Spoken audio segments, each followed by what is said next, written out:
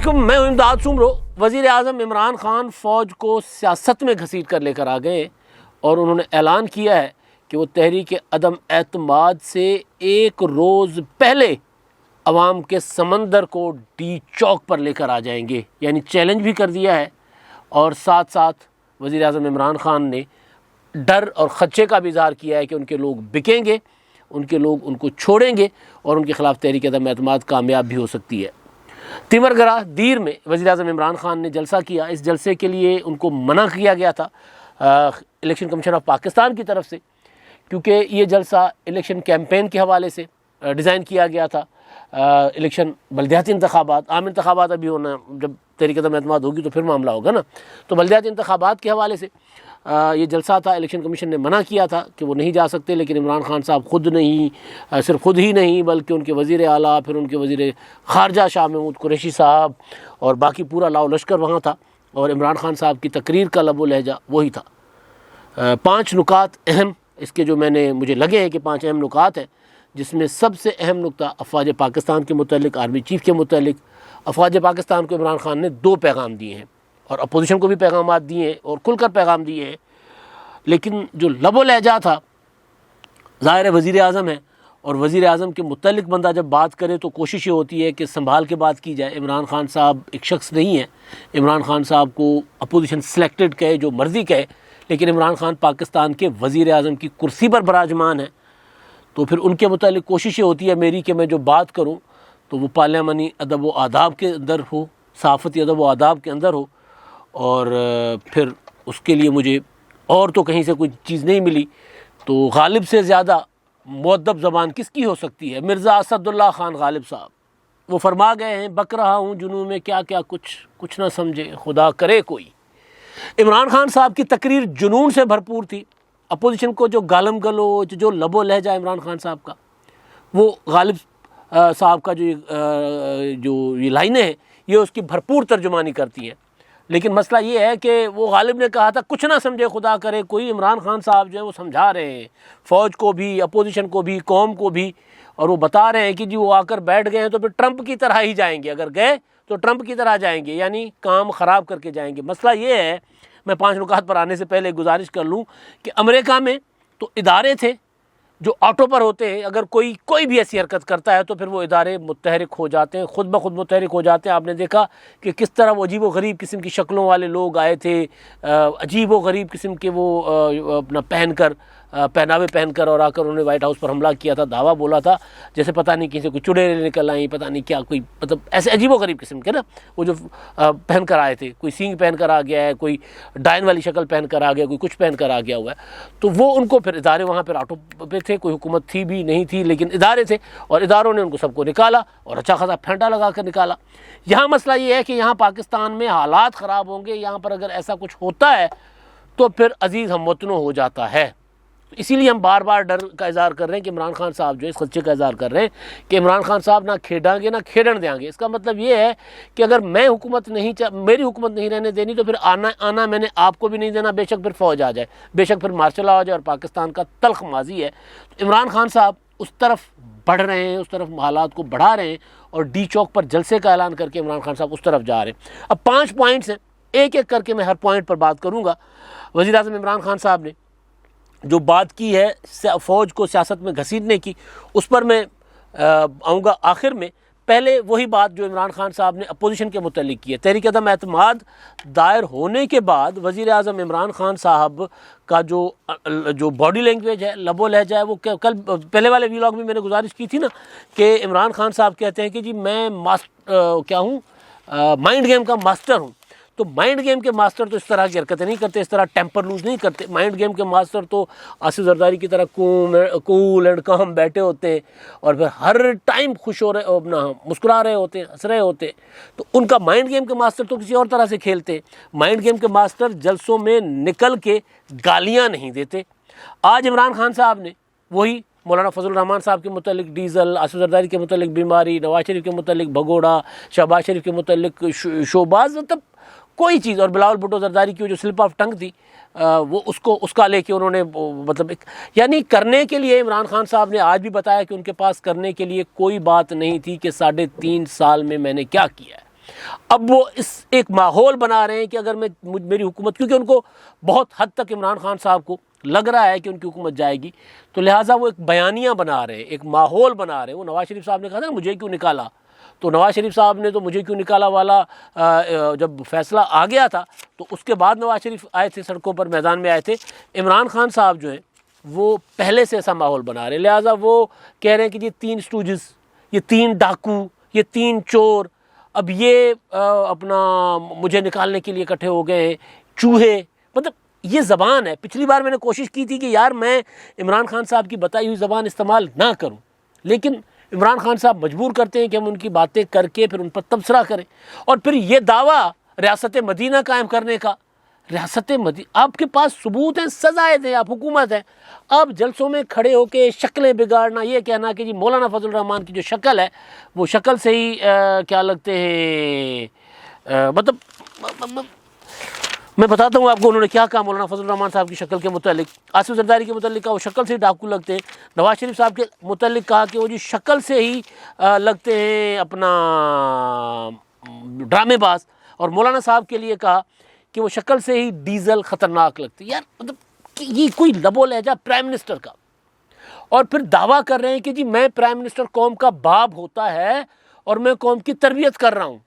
मतलब ऐसी तरबियत इमरान खान साहब की अपने वालिद साहब ने की होगी। मैं माजरत के साथ हाथ जोड़कर कह रहा हूँ कि आप कह रहे हो कि मैं कौम का बाप हूँ, वज़ीर आज़म हूँ, मैं कौम का बाप हूँ। इससे पहले वाले वज़ीर आज़म जो थे वो तो पता नहीं क्या थे, वो कौम के चपरासी थे। इमरान खान साहब उनके मुतालिक जो कहते रहे।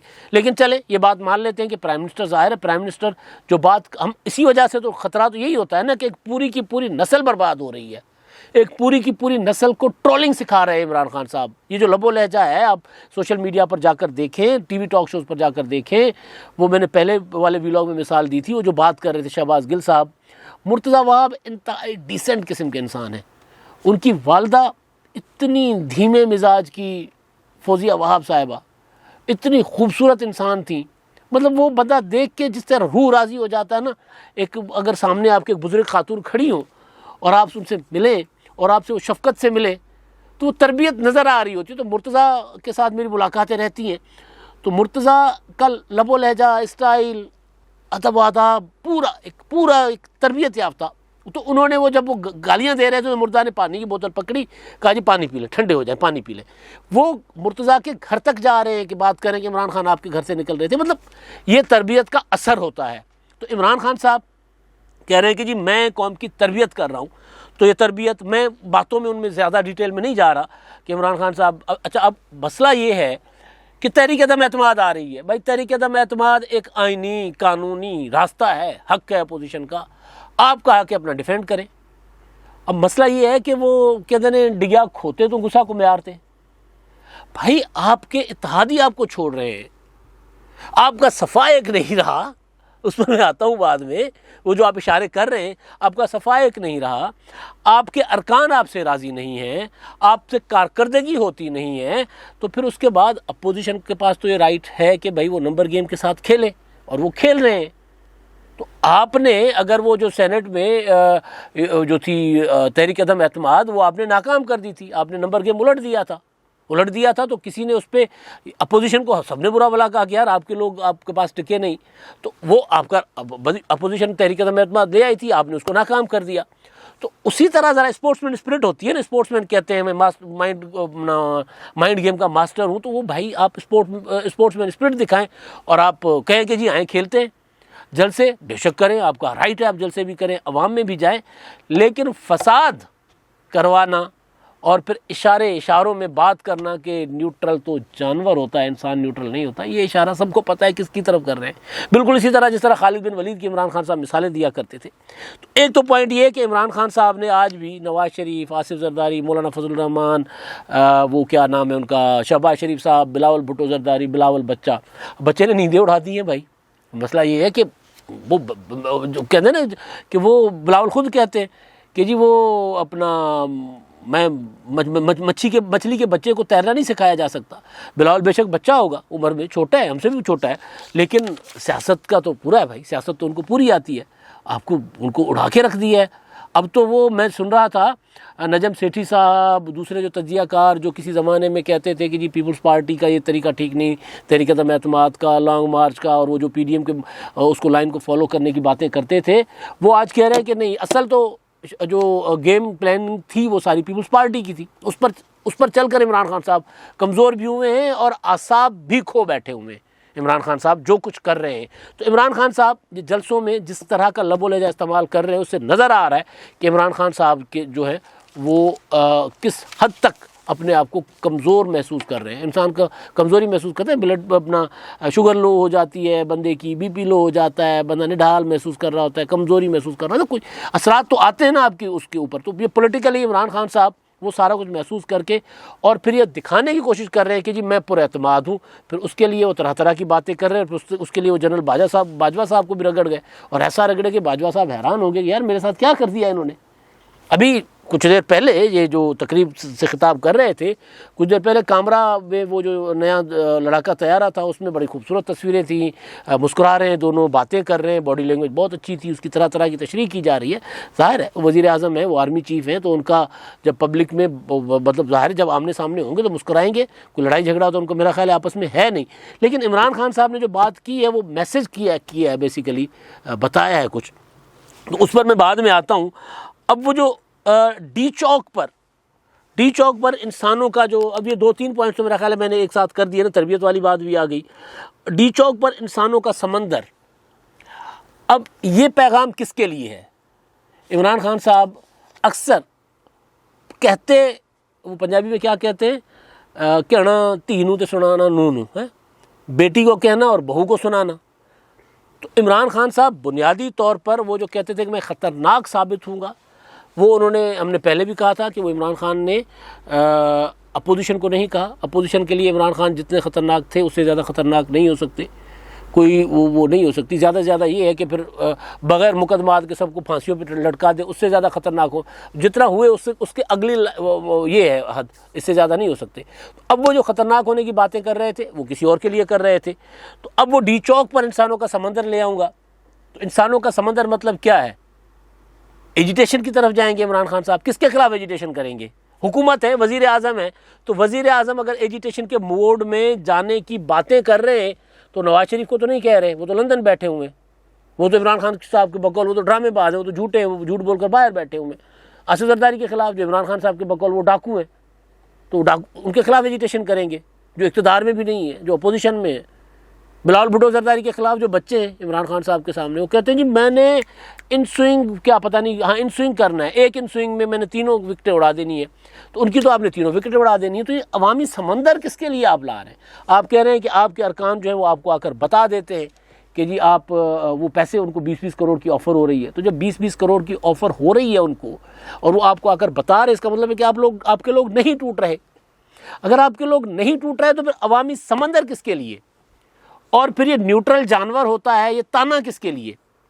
ये सारी चीज़ें इमरान खान साहब बुनियादी तौर पर पाकिस्तान की इस्टेब्लिशमेंट को, पाकिस्तान के फ़ौज के इदारे को इमरान खान साहब बराह रास्त इशारे कर रहे हैं। आज तो बात बहुत खुल गई ना, आज इमरान खान साहब ने अंदर की बातें भी बाहर बता दी हैं। तो अब जो समंदर, ये इमरान खान साहब की धमकी है कि अगर मुझे निकाला तो फिर मैंने ट्रंप हो जाना है, फिर मैंने वो जो मैंने फिर नहीं बैठना, वो ख़तरनाक साबित होने वाली बात। अच्छा, अब एक और तारीख़ी एक हकीकत है जो इमरान खान साहब वो तरोड़ मरोड़ के पेश करते हैं, ड्रोन हमले पाकिस्तान में। मुशर्रफ, जिनके इमरान खान साहब थे रेफरेंडम के हामी, 2002 के इंतखाबात तक मुशर्रफ के साथ थे इमरान खान।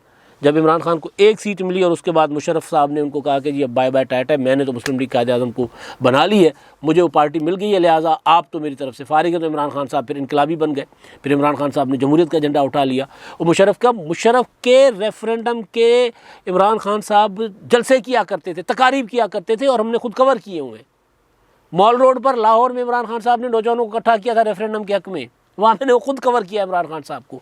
उस वक्त जब मुशर्रफ पाकिस्तान को अमेरिका के हाथों बेच रहा था, और मुशर्रफ ने जब 9/11 के बाद अपना एक फ़ोन कॉल पे ढेर हो गए थे मुशर्रफ साहब, उन्होंने हमारी एयर बेसिस दे दी, उन्होंने ड्रोन हमलों की इजाज़त दे दी। तो बात करते हुए मान लेते हैं पीपल्स पार्टी के ज़माने में और नून लीग के ज़माने में ड्रोन हमले हुए हैं, तो मुशर्रफ का दौर क्यों याद नहीं आता इमरान खान साहब को? पीपल्स पार्टी के जियालों ने वहाँ पर लॉन्ग मार्च के दौरान ज़िया-उल-हक की कब्र पर जाकर नारेबाजी की, तुम कितने भुट्टो मारोगे, हर घर से भुट्टो निकलेगा, नारे लगाए। सियासी कारकुनों ने जाके नारे लगाए। उन्होंने पता नहीं कितने लोगों को ज़िया-उल-हक ने कत्ल किया हुआ था। कब्र पे जाकर नारे लगाने चाहिए, नहीं लगाने चाहिए, इस बात पर हो सकता है कि जी नहीं करनी चाहिए ऐसी बात। मैं भी इस बात कहूँ कि यार वहाँ नहीं जाना चाहिए था, लेकिन उसको डिफेंड करने इमरान खान साहब के तर्जुमान आ जाते हैं और फिर उसके अगेंस्ट फिर जाकर भुट्टो शहीद के ख़िलाफ़ तक करते हैं वो प्रेस कॉन्फ्रेंस से। तो इमरान खान साहब आमरों के नाम नहीं लेते, जमहूरियत वार के नाम लेते हैं। और फिर वो ड्रोन हमलों में 400 ड्रोन हमले में कहते हैं कि बेगुनाह लोग, बच्चे बुजुर्ग मारे गए। बिल्कुल मारे गए, हुआ डैमेज, कोलेटरल होता है, लेकिन कभी ये भी बता दें कौम को कि उसमें कितने दहशतगर्द भी मारे गए थे, ये भी तो बता दें ना। तो ये नहीं है, मैं बिल्कुल इसके हक़ में नहीं हूँ कि ड्रोन हमले नहीं होने चाहिए, बिल्कुल नहीं होने चाहिए, लेकिन किसने इजाज़त दी, किसने वो मुआहदे किए और कब तक वो रहे? अभी भी आप बहुत से मुआहदे हैं जो आप नहीं उससे निकल पा रहे। बहरहाल अब कहानी कि इमरान खान साहब एक तो कौम को भटका रहे हैं और दूसरा ये कि एक फसाद की फ़िज़ा बना रहे हैं कि अगर मेरे ख़िलाफ़ तहरीक अदम एतमाद हो तो फिर मैं बहुत बड़ी लड़ाई लड़ूंगा। हकीकत तो ये मुझे लग रहा है कि आज जलसा अच्छा था, तिमरगरा वाला बहुत अच्छा जलसा था। ज़ाहिर हुकूमत है वहाँ पे, इनकी लोग जोशो खरोश में भी थे, बहुत अच्छा जलसा था। लेकिन इमरान खान साहब के ख़िलाफ़ अगर तहरीक अदम एतमाद कामयाब हो जाती है तो फिर इमरान खान साहब के पास सियासी ताकत और सियासी क़ुव्वत रहेगी? ये सबसे बड़ा सवाल है, क्योंकि वफाकी हुकूमत में और अभी निकलेंगे तो फिर उनको मुस्लिम लीग नून को संभलते 3 साढ़े 3 साल लगे। बावजूद इसके कि मरीम नवाज़ साहबा निकलती थी तो हज़ारों लोग उनके पीछे थे, पीपल्स पार्टी निकली है तो हज़ारों लोग उनके पीछे। तो क्या इमरान खान साहब संभल पाएंगे? और उसके बाद फिर बिलावल भुट्टो ज़रदारी कहते हैं कि जी मैंने शहबाज शरीफ को दरख्वास्त दे दी है कि कोई नरम दिल वज़ीर दाखिला रखना, तो इमरान खान साहब बाहर होंगे भी। तो ये सारी चीज़ें वो हैं जो इमरान खान साहब को सोचनी चाहिए कि माहौल को उतना गर्म करें जिसकी हीट बर्दाश्त कर सकें। पाकिस्तान ने ये देखा हुआ है बहुत कुछ माजी में, और इमरान खान साहब तो मतलब बार बार हवाला देना पड़ रहा है कि मुशर्रफ के दौर में जब जजिस बहाली तहरीक में वो जो दीवार फलांग कर भागे थे और वो जिसका ताना उनको मिलता है, उसके बाद जब पंजाब यूनिवर्सिटी से जमीयत के लड़कों ने उनको फेंटा लगा के पकड़ा था, जमीयत के लड़कों ने इमरान खान साहब को ठीक ठाक कुट लगा के पुलिस के हवाले कर दिया था, तो 8 दिन मियाँ वाली जेल में रहे थे और 8 दिन के बाद एक अंडरस्टैंडिंग के साथ बाहर आए थे। 8 दिन से ज़्यादा नहीं रह सके थे। आसिफ ज़रदारी बीमारी के बावजूद रह गए, नवाज़ शरीफ साहब बीमारी के बावजूद साल सवा जेल में रहे, शहबाज शरीफ साहब रहे, 2 बार रहे, अभी हमजा शहबाज रहे, सारे, मरीम नवाज़ साहबा रही। आपकी तारीख है कि आप 8 दिन से ज़्यादा नहीं रह सके। तो हीट उतना दें माहौल को जितना, ताकि कोई कल को उठ के दोबारा वो 80s वाला सिलसिला ना शुरू हो जाए। एक चीज़ ये, अब मैं आता हूँ इमरान खान साहब ने जो पैगाम दिए हैं फ़ौज को, 2, एक उन्होंने घसीटा है फ़ौज को सियासत में। आर्मी चीफ और वज़ीर आज़म की मुलाकातें होती रहती हैं, लाइटर मूड पे बातें होती रहती हैं। आर्मी चीफ अगर बिल्कुल भी गैर सियासी हो तो भी कोई ना कोई बात इस तरह की छिड़ी जाती है तो बंदा बात कर ही लेता होता है, लाइटर मूड में बात कर लेता है। वज़ीर आज़म बॉस है आर्मी चीफ के, अगर वज़ीर आज़म साहब उस तरह की बातें करेंगे तो आर्मी चीफ साहब करेंगे, अगर वज़ीर आज़म साहब मना कर देंगे कि जी आप ये सियासी बातें ना करें तो वो नहीं करेंगे। तो इसका मतलब है कि वज़ीर आज़म इमरान खान साहब ने जो बात जलसे में की है वो ये कह रहे हैं कि मुझे अभी जनरल बाजवा से बात हो रही थी और जनरल बाजवा ने मुझे कहा कि मौलाना फजल रहमान को डीज़ल नहीं कहना आपने। तो मैंने उनको कहा कि जी मैं डीज़ल नहीं कहता, कौम उनको डीज़ल कहती है। और उसके बाद फिर पूरी तकरीर में डीज़ल डीज़ल डीज़ल नारे भी लगवाए, बातें भी की। अब ये क्या है, ये क्या पैगाम दे रहे हैं इमरान खान साहब? इससे 2 मतलब निकलते। एक तो ये कि आर्मी चीफ साहब जो है वो इमरान खान साहब को उन्होंने सख्ती से कोई पैगाम दिया है कि ख़बरदार इस तरह के माहौल गर्म मत करो। ये हो सकता है ना कि इमरान खान साहब जो मतलब पता है पाकिस्तान में इमरान खान साहब जो है वो उनको कहते रहे कि जी मेरी हुकूमत भी आपने चलवानी है और मुझे 5 साल भी आपने पूरे करवाने, आइंदा 10 साल भी आपने दिलवाने। ये मतलब चीज़ें अब छुपी नहीं रही हुई। तो एक तो मतलब ये है कि इमरान खान साहब आर्मी को, फ़ौज को, जिन्होंने कल प्रेस कॉन्फ्रेंस करके DGISPR ने कहा कि जी हमें सियासत में मत घसीटें, इस तरह की बातें मत करें, और उससे अगले दिन वज़ीर आज़म कह रहे हैं कि जी आर्मी चीफ मुझसे सियासत पर बात कर रहे हैं। सिर्फ ये नहीं, फिर वो कहते हैं कि जी मौलाना फजल रहमान कहते हैं कि हमने इदारे को ठीक करना है। फिर वो गिनवाते हैं जी कि जी फ़ौज जो है, फ़ौज का सज्जन तो मैं हूँ, ये अपोजिशन वाले तो दुश्मन है। यानी जिस पार्टी ने, पीपल्स पार्टी ने पाकिस्तान को एटमी क़ुव्वत दी, मिसाइल टेक्नोलॉजी दी, नवाज शरीफ जिस पार्टी ने, जिन्होंने अपना एटमी धमाके किए, मौलाना फजलुर रहमान साहब जिनका तारीख़ है कि जिन्होंने कभी मुसल्लह जदोजहद फ़ौज के ख़िलाफ़ नहीं की और जमहूरियत और आइन के दायरे में रहकर बात की है, जो सिर्फ फ़ौज के सियासी किरदार के ख़िलाफ़ हैं, उनके मुतालिक इमरान खान साहब कह रहे हैं कि जी वो फ़ौज को ख़राब कर रहे हैं, वो इदारे को तबाह कर देंगे, फिर हमारा हार सीरिया और इराक़ और अफ़गानिस्तान जैसा होगा। तो वो बेसिकली दो मैसेज दे रहे हैं, एक कौम को मैसेज दे रहे हैं, अपोजिशन को मैसेज दे रहे हैं कि जी हम तो, मैं और आर्मी चीफ़ एक ही हैं। दूसरा ये कि फ़ौज, आर्मी चीफ़ आज भी सियासी मामलों पर मेरे साथ है। अब मसला ये है, अलमिया ये, मैं कई बार गुजारिश कर चुका हुआ हूँ कि जब ये कहा जाता है कि फ़ौज हुकूमत के साथ है तो ये टेक्निकली गलत है, लीगली आइनी तौर पर ये बात गलत है। फ़ौज साथ नहीं होती, फ़ौज मातहत होती है, फ़ौज आइन के ताबे होती है और आइन के ताबे इदारा वज़ीर आज़म के मातहत होते हैं। तो वज़ीर आज़म की जो पॉलिसी होगी आइन के दायरे में रह के, फ़ौज के किरदार के मुतालिक, उस पर फ़ौज ने उसको फॉलो करना है। अगर वज़ीर आज़म कोई पॉलिसी बनाते हैं कि जी मुझे 10 MNA जो है वो फ़ौज आकर मुझे पार्लियामेंट में पहुँचाए, तो फ़ौज का काम नहीं है, ना फ़ौज को करना चाहिए, ना करेगी। तो यहाँ इमरान खान साहब जो है वो घसीट रहे हैं ख़ुद फ़ौज को सियासत में, और फिर फ़ौज को ये कह रहे हैं कि जी ये तो आपके जो है ना वो दुश्मन है, लिहाजा आपके पास ऑप्शन सिर्फ मैं हूँ।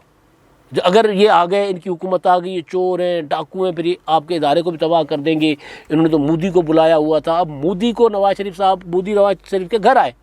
इमरान खान साहब की ज़िंदगी का दुख ये है कि मोदी फ़ोन नहीं सुनता, और अमेरिका को उन्होंने डिक्टेशन की बात की कि अमेरिका से डिक्टेशन लेते रहे। इमरान खान साहब का दूसरा बड़ा दुख ये है, उतना ही बड़ा दुख, कि वो अपना अमेरिकी प्रेसिडेंट जो हैं बाइडन, वो फ़ोन नहीं करते, इंतज़ार करते रहते हैं, वो फ़ोन नहीं करते। अब जाकर इमरान खान साहब के तो मैंने आज़ादाना पॉलिसी बनाई है। तो सियासत में बाकी चीज़ें रहती हैं, सारा कुछ होता है, अखलाकियात और इदारों को कम अज़ कम अगर बख्शा जाए और अखलाकियात में रहकर सियासत की जाए तो ज़्यादा बेहतर होता है। इमरान खान साहब फ़साद की तरफ बढ़ा रहे हैं मुल्क को, वज़ीर आज़म होते हुए भी। अब तक के लिए इतना ही, अल्लाह हाफ़िज़।